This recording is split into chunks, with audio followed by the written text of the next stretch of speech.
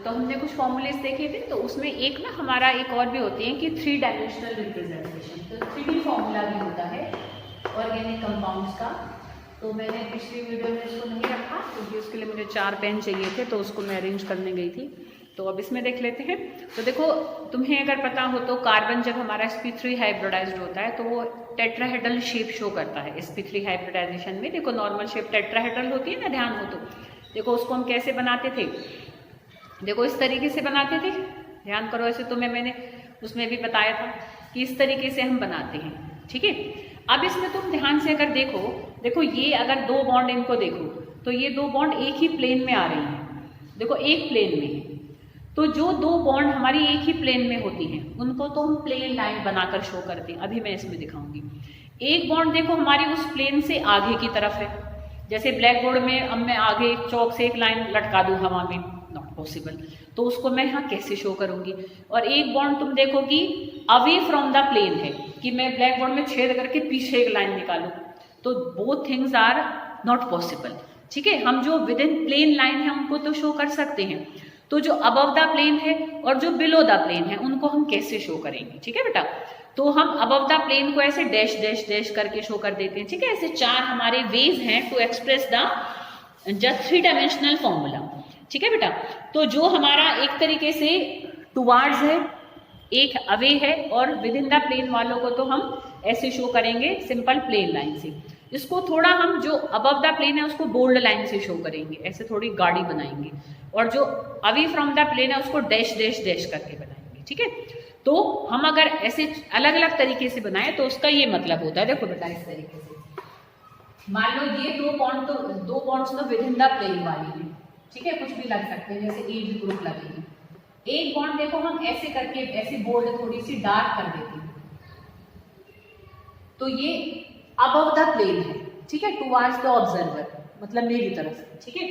एक हमारी क्या है कि हम ऐसे करके डैश डैश डैश करके शो करेंगे,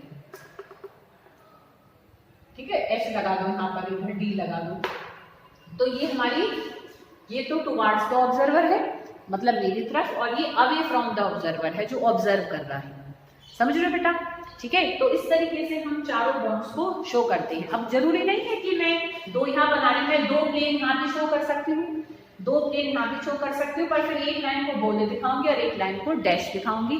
डैश मीन्स कि एक तरीके से अवे फ्रॉम द ऑब्जर्वर, जो ऑब्जर्व कर रहा है, कोई सामने वाला बैठा भी ऑब्जर्वर हो सकता है, ठीक है।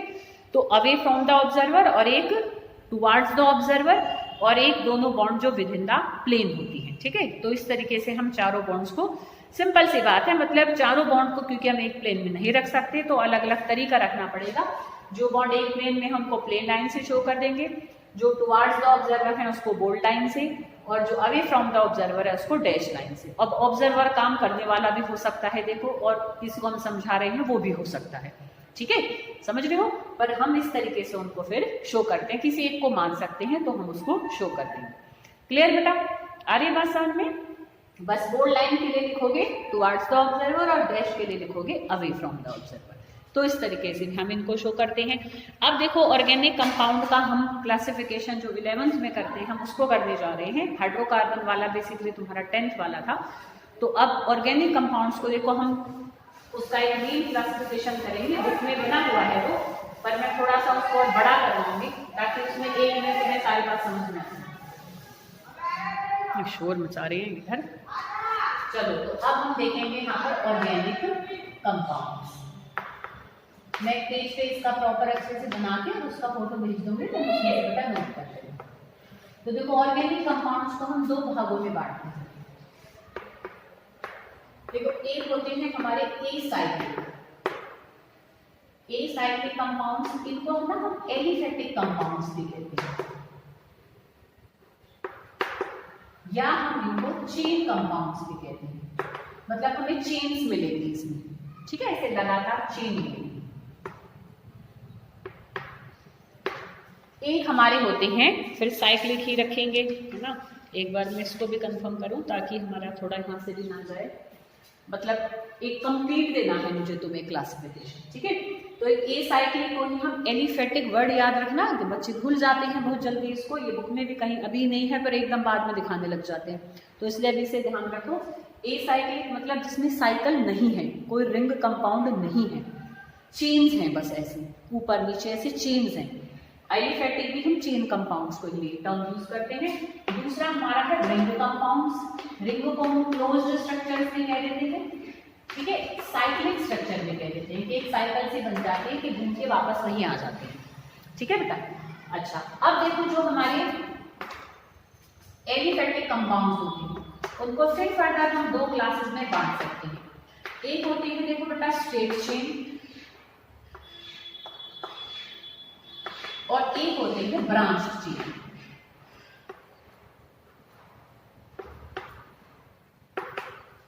ठीक है, स्ट्रेट चेन देखो कैसे, इस तरीके से ऐसे सीधी सीधी सीधी, बस एक सीधी सीधी चेन। देखो मैं हाइड्रोजन्स नहीं लगा रही हूँ क्योंकि तुम्हें अभी पहले मैंने बनाना सिखा दिया है। अंडरस्टूड है कि इसकी जितनी बॉन्ड चार पूरी नहीं दिख रही है, बाकी सब हाइड्रोजन से ही भरी हुई होंगी, वो अंडरस्टूड हो जाता है, ठीक है बेटा। तो अभी जस्ट एग्जांपल के लिए बस मैं सीधी बना रही हूँ, तुम्हें कहीं शो करना है तो तुम ऐसे मत सोचना टीचर अंडरस्टूड करेगा, तुम्हें शो करनी है, ठीक है। ब्रांच चेन में देखो किस तरीके से, कैसे कार्बन कार्बन की एक भाई सीधी, जैसे तुमने देखा होगा ना जब हमारा एक तना चलता है फिर तने से ऐसे ऐसे ब्रांच, उसमें से भी ब्रांच ब्रांच ब्रांच निकलने लग जाती है। तो ये अगर हमारा एक मेन तना है तो देखो यहाँ से ब्रांच निकल गई, यहाँ से ब्रांच निकल गई, फर्दर मान लो इसकी भी ब्रांच बन गई, समझ रहे बेटा। तो एक मेन में से जब अलग अलग शाखाएं निकलने लग जाती हैं तो वो हमारा ब्रांच चेन स्ट्रक्चर होता है, ठीक है। अब हम साइक्लिक पर ही आएंगे फिर से। तो देखो जो साइक्लिक वाले हमारे स्ट्रक्चर्स होते हैं वो फिर फर्दर हमारे देखो दो टाइप के होते हैं। एक होते हैं देखो बेटा एलिसाइक्लिक और एक होते हैं एरोमेटिक। देखो ये जो तीन टर्म है इनका बड़ा ध्यान रखो, तुम्हें क्लियर होना चाहिए। देखो एलिफैटिक क्या होते हैं, चेन कंपाउंड्स, एलिसाइक्लिक और एरोमेटिक ये दोनों ही साइक्लिक स्ट्रक्चर्स होते हैं। दोनों में क्या बेसिक फर्क होता है बेटा, दोनों में हमारा मेन फर्क ये होता है, पहले जरा इसको कंप्लीट लिख लो। देखो मैंने जैसे एक ये बनाया और एक मैंने ये बनाया, तुम देखोगे तो क्या ये क्या है, एक जैसे तो है, बस यहाँ बीच में गोला लगा दिया, बहुत फर्क है, इसी गोले से ही फर्क आ जाता है बेटा। देखो इसमें बेसिकली क्या है, ये बेंजीन है, तुम्हें पता हो तो देखो बेटा, देखो इसमें ऐसे डबल बॉन्ड ऐसे होती है, ठीक है, तीन डबल बॉन्ड यहाँ होती हैं, पर ये तीन डबल बॉन्ड यहाँ भी आ सकती है। ध्यान करो मैंने रेजोनेंस में सिखाया था तुम्हें, रेजोनेंस में बताया था कि बेंजीन में जो डबल बॉन्ड होती है ना एक जगह फिक्स नहीं होती, कभी इन तीन जगह बन गई तो उतनी पॉसिबिलिटी बाकी तीन जगह पर भी है, तो कभी यहाँ बनती कभी वहां बनती, ठीक है। तो ऐसे साइक्लिक स्ट्रक्चर्स जिसमें पाई बॉन्ड के इलेक्ट्रॉन घूमते रहते हैं, एक जगह स्थिर नहीं है, दे आर नॉट लोकलाइज्ड, ठीक है, वो डीलोकलाइज्ड है।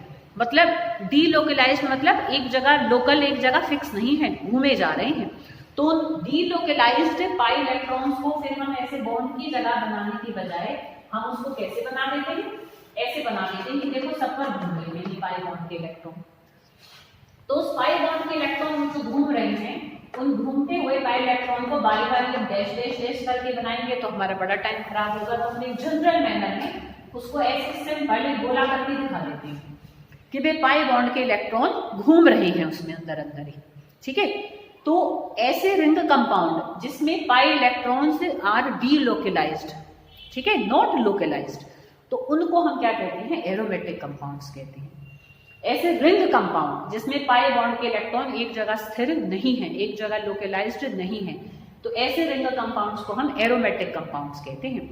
और ऐसे रिंग कंपाउंड जिनमें ऐसा कुछ नहीं है, अगर या तो पाई बॉन्ड है ही नहीं, अगर है भी तो फिर वो एक जगह स्थिर है, जैसे मान लो एक, तो जिनमें पाई इलेक्ट्रॉन की डीलोकलाइजेशन नहीं होती ऐसे रिंग कंपाउंड तो एलिसाइक्लिक रिंग्स होती हैं। और ऐसे रिंग कंपाउंड जिनमें पाई इलेक्ट्रॉन डीलोकलाइज्ड होते हैं, घूमते रहते हैं, वो हमारे एरोमेटिक कंपाउंड्स होते हैं बेटा। Benzene is the most common example of aromatic compounds, ठीक है बेटा। आ रही है बात समझ में? तो ये हमने थोड़ा सा देखा। अब फर्दर मैं इन सब की तुम्हें डेफिनेशन अगर बुक में क्लियर है तो मैं निशान लगाकर भेज दूंगी बेटा, ठीक है। क्लासिफिकेशन करके इनको हम लिखेंगे भी, नहीं होगा तो मैं लिखकर तुम्हें भेज दूंगी, ठीक है, तुम्हें एक रिटर्न मटेरियल प्रॉपर मिल जाएगा। अब देखो ये एलिसाइक्लिक और एरोमेटिक हमने देखा, मैं इसका फोटो नहीं खींच सकती क्योंकि मुझे बारी बारी मिटाना पड़ रहा है।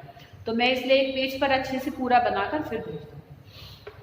अब एलिसाइक्लिक भी देखो फर्दर 2 टाइप के होते हैं और एरोमेटिक भी 2 टाइप के होते हैं। देखो इसमें हमारे एक होते हैं होमोसाइक्लिक और एक होते हैं हेटेरोसाइक्लिक। ऐसे इसमें भी एक हमारे होते हैं होमोसाइक्लिक और एक होते हैं हेटेरोसाइक्लिक। ठीक है, क्या फर्क है? होमोसाइक्लिक को ही ना हम कार्बोसाइक्लिक भी कहते हैं। ऐसे यहां पर भी होमोसाइक्लिक को हम कार्बोसाइक्लिक भी कहते हैं। इसका क्या मतलब है बेटा कि जो भी रिंग है, रिंग बनाने वाले एटम सारे कार्बन हैं। होमो मतलब एक जैसे हैं। अब ऑर्गेनिक कंपाउंड है तो वो एक जैसा कार्बन ही होंगे। ठीक है, तो अगर रिंग बनाने वाले एटम है तो रिंग ऐसी भी हो सकती है, रिंग ऐसी भी हो सकती है। अ क्लोज्ड स्ट्रक्चर, नॉट ये रिंग कोई सर्कल नहीं है। ठीक है, एक बंद स्ट्रक्चर है। तो सारे क्या है? Carbon carbon carbon.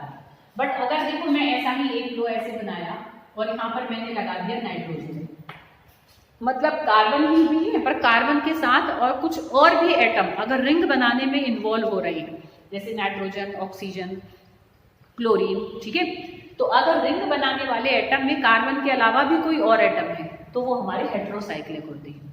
ठीक है, पर है कैसे ये एलिसाइक्लिक? इनमें कोई पाई इलेक्ट्रॉन डीलोकलाइज्ड नहीं है। ठीक है, अब देखो अगर पाई इलेक्ट्रॉन डीलोकलाइज्ड हैं और रिंग बनाने वाले एटम सारे कैसे हैं? कार्बन ही, तो वो हमारे कैसे होंगे? होमोसाइक्लिक एरोमेटिक कंपाउंड्स होंगे। पर अगर यहाँ पर भी देखो क्या है? डीलोकलाइजेशन है, पर रिंग बनाने वाले एटम कार्बन के अलावा कोई और भी आ रहा है, जैसे नाइट्रोजन आ गया, तो वो हमारे कैसे होंगे? हेटेरोसाइक्लिक होंगे। ठीक है, होमोसाइक्लिक हेटेरोसाइक्लिक का मतलब एक ही है दोनों के भी, पर वो जब एलिसाइक्लिक रिंग पर अप्लाई करते हैं तो यहाँ हम देखेंगे, और जब एरोमेटिक रिंग्स पर अप्लाई करते हैं तो फिर हम उनको इधर देखेंगे। बाकी होमोसाइक्लिक का मतलब अगर कार्बन ही रिंग बना रहा है, और हेटेरोसाइक्लिक का मतलब कार्बन के अलावा कोई और एटम भी रिंग बनाने में इन्वॉल्व हो रहा है। ठीक है, अब जो इसमें होमोसाइक्लिक है, यहाँ आ जाओ। अब इसमें जो होमोसाइक्लिक है ना, इसके फिर फर्दर 2 कैटेगरी होती है बेटा। एक होती है बेंजीनॉइड और एक होते हैं नॉन बेंजीनॉइड। बेंजीन ये लगा लो, आधी ऑर्गेनिक बेंजीन लिख रखी। ठीक है, तो बेंजीनॉइड मतलब कि ऐसे रिंग कंपाउंड जिसमें कि जो हमारी रिंग है ना वो बेंजीन ही है, चाहे बेंजीन ही एक से ज्यादा हो। देखो अब मुझे थोड़ा इसको मिटाना पड़ेगा। देखो जैसे कि ये इस तरीके से देखो 2 आपस में बेंजीन रिंग जुड़ गए, नेट। ठीक है बेटा, तो यहाँ पर ये हमारा क्या है? ये एक बेंजीनॉइड रिंग है कि बेंजीनॉइड, होमोसाइक्लिक, एरोमेटिक। ठीक है, एरोमेटिक मतलब पाई इलेक्ट्रॉन डीलोकलाइज्ड है, होमोसाइक्लिक मतलब बॉन्ड रिंग बनाने वाले सारे कार्बन हैं। रिंग भी कैसी है? बेंजीन, मतलब बेंजीन वाली रिंग है। ठीक है, कि बेंजीन ही है, मतलब उसके अंदर जितने भी रिंग वाले स्ट्रक्चर हैं सब बेंजीन ही है, तो वो हमारे बेंजीनॉइड होते हैं।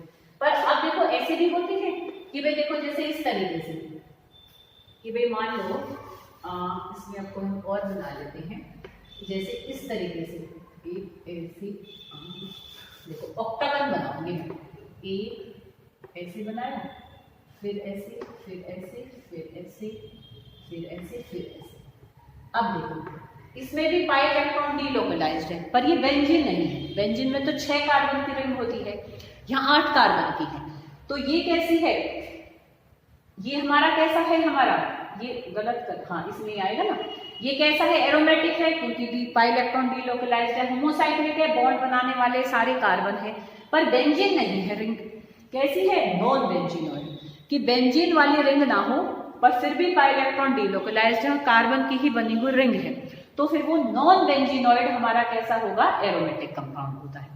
आ रही बेटा बात समझ में? ठीक है, तो ये मतलब बहुत रेयर इसकी हमें कोई जरूरत पड़ती है, बट ऐसा है कि क्लासिफिकेशन करेंगे तो हमें कंप्लीट करना चाहिए। ठीक है, तो अगर कोई कंफ्यूजन हो तो बेटा बैक जाकर देख सकते हो।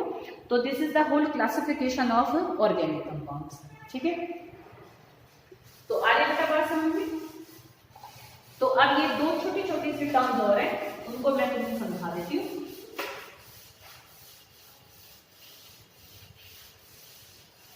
देखो कोई शायद थोड़ा तुमने इसको 10th में किया होगा, पर ये थोड़ी 10th से फेमिलियर नहीं है, तो तुम चाहो तो कोमल्टीना को भी समझा सकते हो।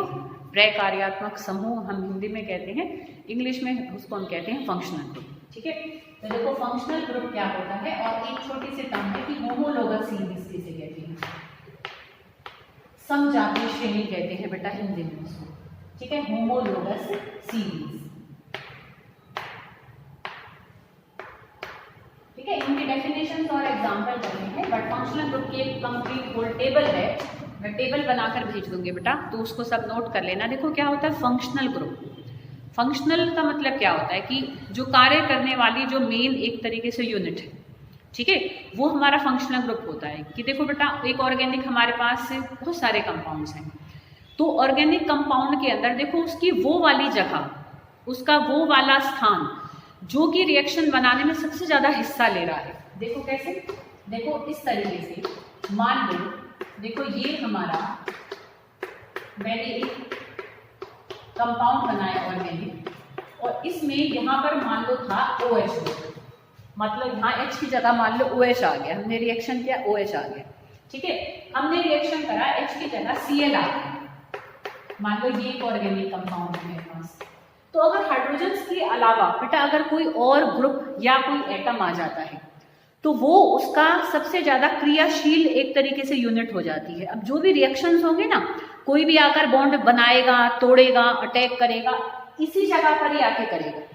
ठीक है, जहां पर जिस कार्बन से ये वाला ग्रुप या ये वाला एटम जुड़ा हुआ है, सारे अटैक यही होंगे इसमें, समझ रहे हो। तो इसके जितने भी केमिकल रिएक्शंस हैं, ऐसा ऑर्गेनिक कंपाउंड जिसमें ऐसा मतलब हाइड्रोजन की जगह कोई ग्रुप ऑफ एटम्स आ जाए, ठीक है, किसी रिएक्शन के थ्रू हम इसको ले आए, या कोई एटम आ जाए, अब जिसके ऊपर उसके सारे रिएक्शन डिपेंड कर रहे हैं, वो जो भी रिएक्शन शो करेगा इसी ग्रुप की वजह से शो करेगा। तो जितने भी ऑर्गेनिक कंपाउंड है बेटा, चाहे उसमें देखो 3 कार्बन है, 4 है, 5 है, 6 है, 10 है, 20 है, 100 है, कितने भी हैं, तो जिन जिन में भी OH ग्रुप है, ठीक है, वो सारे एक जैसे रिएक्शन शो करते हैं। क्यों? उनमें वो सिमिलरिटी किस वजह से आई, उनमें क्या चीज कॉमन थी, उनमें ये चीज कॉमन थी, सब में OH ग्रुप था, समझ रहे हो। तो जिस ग्रुप के कारण उसकी सबसे ज्यादा उसकी जो प्रॉपर्टीज हैं, जो केमिकल रिएक्शंस हैं, उसके जो गुण निर्धारित हो रही हैं, तो वो वाला ग्रुप ऑफ एटम या एटम उसका क्या कहलाता है, फंक्शनल ग्रुप कहलाता है। ठीक है, तो एक ऑर्गेनिक कंपाउंड के अंदर that part of organic compound, ठीक है, it can be an atom और ग्रुप ऑफ एटम्स, ठीक है, which actually decide it's chemical reactions. तो वो पार्ट उसका क्या कहलाता है बेटा, फंक्शनल ग्रुप कहलाता है। उनके अपने अलग अलग नाम होते हैं, हिंदी में इसको हम प्रकार्यात्मक समूह भी कहते हैं। तो जैसे कि अगर OH होता है तो हम उनको एल्कोहल्स कहते हैं, CHO होता है तो उनको हम एल्डिहाइड्स कहते हैं, CO अगर होता है वो ग्रुप तो हम उनको कीटोन्स कहते हैं। ठीक है, तो कौन से ग्रुप के लिए हम क्या नाम लेते हैं, समझ में आ रही बेटा बात। और जब ना हम इनका नाम भी लिखेंगे, नॉमेनक्लेचर करेंगे, तो इनके हर एक उसके लिए ना हम एक छोटे छोटे क्या है टर्म यूज करते हैं। तो वो टर्म कैसे और कहाँ यूज करते हैं वो जब हम नॉमेनक्लेचर करेंगे तब करेंगे। पर किसके लिए कौन सी टर्म यूज करते हैं, कुछ टर्म्स को हम नाम में आगे लिखते हैं, उसको प्रीफिक्स कहते हैं, कुछ में हम टर्म को पीछे लिखते हैं, उसको सफिक्स कहते हैं। ठीक है बेटा, तो किसके लिए हमें प्रीफिक्स लगाना है, किसके लिए सफिक्स लगाना है, वो जब हम नॉमेनक्लेचर करेंगे तब करेंगे। बट किसके लिए क्या लगाना है उसको मैं तुम्हें एक टेबल भेजूंगी अभी बहुत सारे फंक्शनल ग्रुप्स की, मैं उसमें लिख दूंगी, तो तुम उसको जस्ट नोट डाउन कर लेना। फिर मैं उसको जब नॉमेनक्लेचर करेंगे तब हम उसको डिटेल में समझेंगे। ठीक है, तो उसमें हम अलग अलग टाइप्स के फंक्शनल ग्रुप को एग्जाम्पल ऑफ फंक्शनल ग्रुप्स करके तुम फंक्शनल ग्रुप की डेफिनेशन के बाद ही टेबल को बना लेना, ताकि एक जगह तुम्हारे पास सारे फंक्शनल ग्रुप्स आ जाए। ठीक है, तो जो हिस्सा उसकी सारी प्रॉपर्टीज को डिसाइड करता है वो फंक्शनल ग्रुप कहलाता है। ठीक है बेटा, अब देखो मान लो जैसे एक कार्बन का कोई कंपाउंड है ऑर्गेनिक और उसमें OH ग्रुप है, 2 कार्बन का है उसमें OH ग्रुप है, 3 कार्बन का है उसमें OH ग्रुप है, 4 कार्बन का है उसमें OH ग्रुप है। तो ऐसे समझो कि ये एल्कोहल्स की एक फैमिली बन गई, जिसमें हम कार्बन एटम के बढ़ते हुए क्रम में उनको लगा रहे हैं। समझ रहे बेटा, तो एक ऐसी सीरीज, एक जब हम क्रमानुसार कार्बन एटम्स के बढ़ते हुए क्रम में किसी भी एक फंक्शनल ग्रुप के मेंबर्स को रिप्रेजेंट करते हैं तो वो कहलाती है होमोलोगस सीरीज। होमोलोगस मतलब एक जैसे। ठीक है, तो ये समझो कि एक फैमिली है ये। जैसे एल्कोहल्स एक फैमिली है, एल्केन्स एक फैमिली है, एल्कीन्स एक फैमिली है। वे एल्केन मतलब सारे ऐसे हैं कि जिनमें कार्बन कार्बन सिंगल बॉन्ड है, एक कार्बन, दो कार्बन, तीन कार्बन, चार कार्बन, ऐसे हम कार्बन एटम बढ़ाते चलेंगे। ऐसे इसमें ये सब एल्कोहल्स हैं क्योंकि सब में OH है, एक कार्बन, दो कार्बन, तीन कार्बन, चार कार्बन। तो जब हम एक जैसे फंक्शनल ग्रुप वाले मेंबर्स को उनके कार्बन एटम के बढ़ते हुए क्रम में लगा देते हैं तो वो क्या बन जाती है, एक होमोलोगस सीरीज, एक समजातीय श्रेणी, जिसमें ध्यान से देखो तो सिर्फ कितना फर्क रहता है। तुम ध्यान से देखो, एक कार्बन मैंने इसमें बढ़ाया और दो हाइड्रोजन बढ़े, ध्यान से देखो तो एक होमोलोगस सीरीज में हर एक दो मेंबर के बीच में हमेशा CH2 का अंतर रहता है।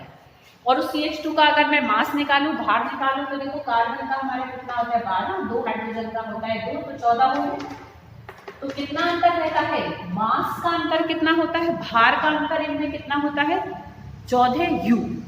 U से हम एक्सप्रेस करते थे ना, ध्यान करो एटॉमिक मासेस को, ठीक है, मॉलिक्यूलर मासेस को। तो हर एक होमोलोगस सीरीज में जो भी दो क्या होते हैं, सक्सेसिव मेंबर्स होते हैं, जो भी मतलब लगातार दो मेंबर्स होते हैं, उन हर दो मेंबर के बीच में हमेशा CH2 का अंतर रहता है फॉर्मूले में, और मास का अंतर होता है हमेशा उसमें 14U का। तो this is a homologous series, ठीक है। तो फंक्शनल ग्रुप की मैं टेबल भी भेज दूंगी, तो उसको भी बेटा सब नोट डाउन कर लेना और सारा अच्छे से पढ़ लेना।